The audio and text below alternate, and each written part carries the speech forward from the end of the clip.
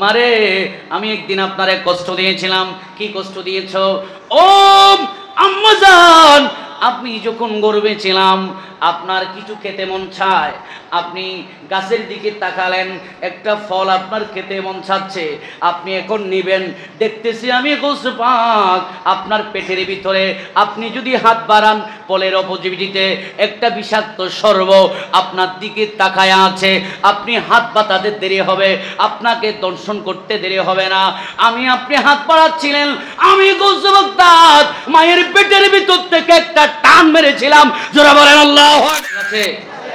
গৌস বাগদাদের জীবন থেকে আমাদের পরিবর্তন, চরিত্র পরিবর্তন, জীবন পরিবর্তন করার দরকার আছে না নাই? এখন বলেন গৌস বাগদাদ নামাজ পড়ছে কিনা? আরো জোরে, আওয়াজ ছোট হয়েছে, আর বলেন নামাজ পড়েছেন, তাইলে আজকে থেকে আমরা নামাজ ছাড়বো। কথা বলেন, নামাজ ছাড়বো। গৌস বাগদাদ কোরআন তেলাওয়াত করেছেন? তাইলে আজকে থেকে আমরা কোরআন তেলাওয়াত পড়া শুরু করব। আরো জোরে বলেন। হুজুর আমি তো জানি না, এখনো সময় আছে। আপনি যে জানে তাকে গিয়ে আধা ঘন্টা সময় দেন, আধা ঘন্টা তাকে সময় দেন, তাকে কিছু হাদিয়া দেন। আপনার জীবনের সবচাইতে উত্তম উপার্জন হবে খায়রুকুম মান তাআল্লামাল কুরআনা ওয়া আল্লামা। ও পৃথিবীর মানুষেরা, ইংরেজি পড়নেওয়ালা দামি নয়, গণিত পড়নেওয়ালা দামি নয়, যে বান্দা আমার কোরআন পড়বে জমিনের মধ্যে ওই মানুষ হলো উত্তম মানুষ। জোরে বলেন সুবহানাল্লাহ। ঠিক না? আওয়াজ দিয়ে বলেন ঠিক না? তাহলে কোরআন আমাদেরকে পড়তে হবে। কথা বলেন ঠিক না?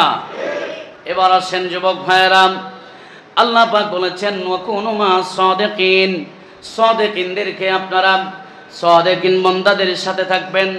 সাদিকিনদের সাথে থাকলে কোন বান্দা আল্লাহ এবং রাসূল নারাজ হয় এমন কোনো কাজ করতে পারে না। কথা বলেন ঠিক না? গৌস বাগদাদের আম্মা যান মাকে বললেন, মা আমাকে মাফ করে দেন। বাবা কেন মাফ করব, তুমি তো কোনো অপরাধ করো নাই। গৌস বাগদাদ বললেন, ও উম্মুল খাইর আম্মা যান, আমার একটা বেয়াদবি আপনার জীবনে করেছি।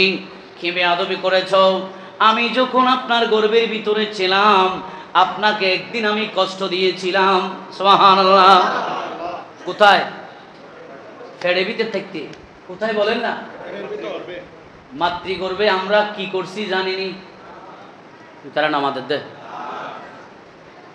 মাতৃগর্ভটা কত ছোট একটা তলে, কিন্তু আমরা 9 মাস 10 দিন ছিলাম। কোনোদিন পায়ে ব্যথা পাচ্ছি, পা টাইনতে পারতেছি না, সেখানে আটতেছি না, গরম লাগতেছে, এসি লাগাই দেন, বাতাস দেন, কোনো কিছু করতে হয় নাই। যিনি সব কিছুর ব্যবস্থা করেছেন তিনি কে? আমরা বলি না কবর এত ছোট, কেমনে থাকবো? কবর কত বড় আপনি জানেননি? রাসূল বলেছেন কবর, ইমানদারের কবর চোখের পলকের চাইতে বড় হয়ে যাবে। আপনি এখান থেকে বাধা ছাড়া যতটুকু দেখবেন, দৃশ্যমান আপনার চোখে যতটুকু দেখবেন, আপনার কবর তার চাইতে বড় হয়ে যাবে। আরে জোরে বলেন না। মারে আমি একদিন আপনারে কষ্ট দিয়েছিলাম। কি কষ্ট দিয়েছ? ও আম্মাজান, আপনি যখন গর্বে ছিলাম আপনার কিছু খেতে মন চায়, আপনি গাছের দিকে তাকালেন, একটা ফল আপনার খেতে মন চাচ্ছে, আপনি এখন নিবেন, দেখতেছি আমি গোস পাক আপনার পেটের ভিতরে, আপনি যদি হাত বাড়ান ফলের অপোজিটিতে একটা বিষাক্ত সর্ব আপনার দিকে তাকায় আছে, আপনি হাত বাতাতে দেরি হবে, আপনাকে দর্শন করতে দেরি হবে না। আপনি হাত বাড়াচ্ছিলেন, আমি গোস বাগদাদ মায়ের পেটের ভিতর থেকে একটা টান মেরেছিলাম। যারা বলেন আল্লাহু আকবার। আপনি দাঁড়ায়া পলটা নিবেন, আমি গৌস বাগদাদ আপনার কলিজা দিয়ে টান দেওয়ার কারণে ও মা করে আপনি বসে গেছেন, আর পলটা নিতে পারেন নাই। মারে বেয়াদবি মাফ করে দিবেন। আমি শুধু, আপনি যদি সাপের দর্শনকে মারা যান, আমি গৌস বাগদাদ আসতে পারবো না, আমি গৌস বাগদাদ জমিনে আসতে পারবো না, আমার আসার রাস্তা বন্ধ হয়ে যাবে। আমি দেখতেছি আমার মা কষ্ট পাবে, আমার মার জান রক্ষা করার জন্য আমি আপনাকে কষ্ট দিয়েছি।